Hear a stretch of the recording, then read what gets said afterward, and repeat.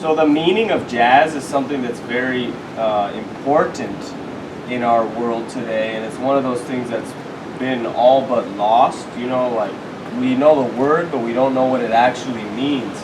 And especially when we're talking about what does the music mean, what is the meaning behind the music, and it's really the pinnacle and the essence of what freedom is, in the sense that it's a combination of being free and also being disciplined.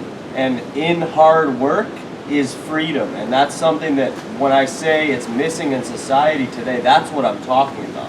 We have the two ends. We have workaholic, you know, and work your brains out, and then we have freedom equals just not doing shit and just not having any discipline. But neither of those are the truth. The truth is somewhere in the middle. And jazz is the essence of democracy, especially in the sense of having a band, right? A jazz band works together, but works independently. In other words, each person has their function and they support the others, but then they have their individuality also.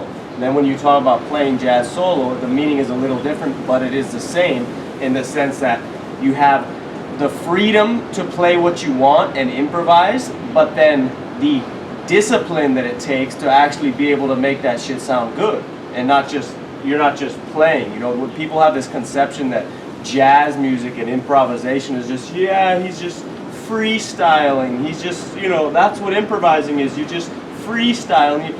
But what about the missing part, which people don't see, is the part that of the 10 years, the 15 years of practicing the same structures and patterns and forms over and over and over to be able to improvise in a way that sounds fluid and relaxed and free and sounds so good.